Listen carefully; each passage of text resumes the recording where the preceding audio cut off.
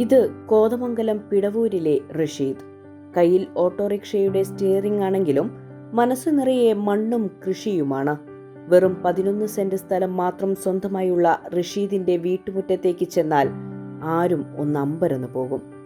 വീടിനു മുന്നിലെ പന്തലിൽ കുലകുലയായി പടർന്നു നിൽക്കുന്ന മുന്തിരിവള്ളികളാണ് ഇവിടുത്തെ പ്രധാന ആകർഷണം. കാണുന്നവർക്ക് കൺകുളിർമയേകുന്ന അസാധ്യ കാഴ്ച.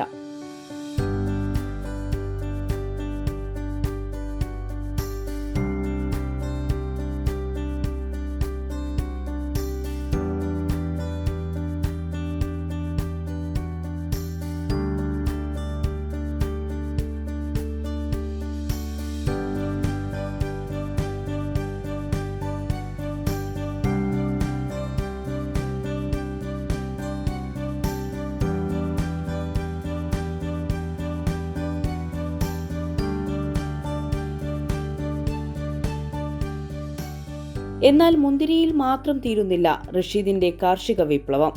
കപ്പ, ചേന, ചേമ്പ്, വാഴ, തെങ്ങ്, മാവ്, പ്ലാവ്, റംബൂട്ടാൻ, പേര, മുരിങ്ങ അങ്ങനെ ഒരു കുടുംബത്തിനാവശ്യമായ മിക്ക വിളകളും വൈവിധ്യമാർന്ന പച്ചക്കറികളും ഈ കൊച്ചു പുരയിടത്തിൽ സമൃദ്ധമായി വിളയുന്നു.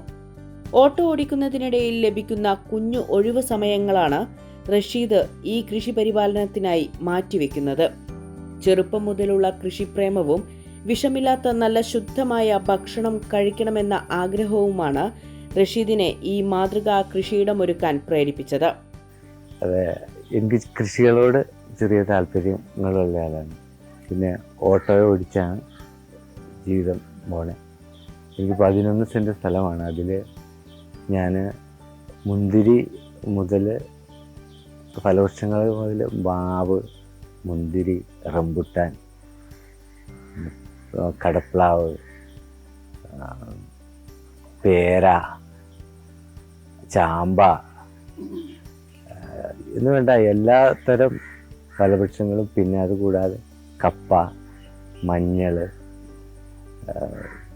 മധുരക്കിഴങ്ങ്, ഇഞ്ചി, കച്ചൂരം ഉണ്ട്. പിന്നെ വാഴയുണ്ട്.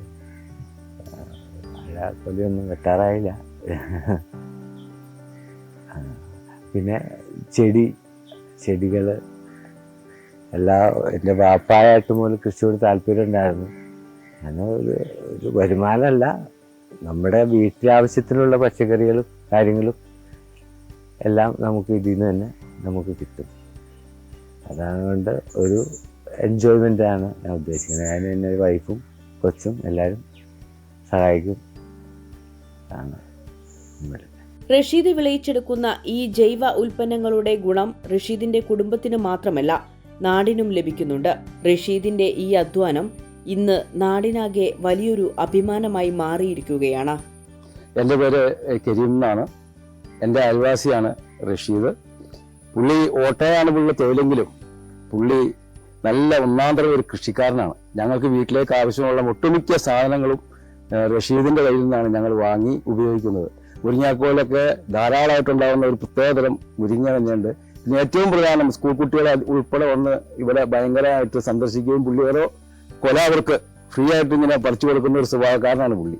മുന്തിരി എടുത്തു പറയേണ്ട ഒരു സംഭവമാണ്. ഈ നാട്ടിലൊന്നും ഇല്ലാത്ത നല്ല ഒരു വിളവെടുപ്പുള്ള, ഇപ്പോൾ ഈ സമയം കൃഷി മോശമായതുകൊണ്ടാണ്, ഇല്ലെങ്കിൽ ഭയങ്കരമായിട്ട് നല്ല ഭംഗിയായിട്ട് കൊലച്ചുണ്ടാവുന്ന നല്ല മുന്തിരിയാണ്. പിന്നെ രാവിലെ 5 മണിക്ക് പുള്ളി പറമ്പിൽ ഇറങ്ങിക്കഴിഞ്ഞാൽ ആ കൃഷിയാണ് പുള്ളിയുടെ ജീവിതം. പുള്ളി മാത്രമല്ല, പുള്ളിയുടെ ഭാര്യയും കുട്ടിയുണ്ട്, അവൾക്കും കൃഷിയാണ് വലിയ താല്പര്യമുള്ള ഒരു കുടുംബമാണ്. ഇവർ ഈ നാട്ടിൽ വന്നത് ഞങ്ങളുടെ എല്ലാം ഐശ്വര്യമാണെന്ന് ഞങ്ങൾ വിശ്വസിക്കുക. കാരണം ഈ ജൈവ പച്ചക്കറി ഉണ്ടാക്കി അതിൻ്റെ ആ ഭക്ഷണം വെച്ച് കഴിക്കുമ്പോൾ ഒരു സുഖമുണ്ടല്ലോ, അത് നമ്മൾ കടയിൽ നിന്നും വാങ്ങിയാൽ കിട്ടില്ല. അത്രയ്ക്ക് നല്ല ഒരു കൃഷിക്കാരനാണ് റഷീദ്. കാര്യം 11 സെന്റ് സ്ഥലമുള്ളെങ്കിലും ഒരു 10-60 ഐറ്റം കൃഷികൾ പുള്ളി ചെടികൾ ഉൾപ്പെടെ ഇവിടെ നട്ടുപിടിപ്പിച്ചിട്ടുണ്ട്.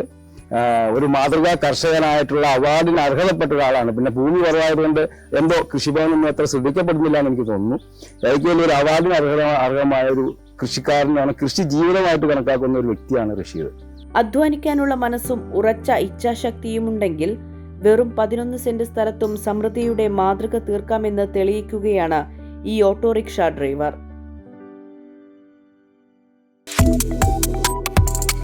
Subscribe to One India and never miss an update.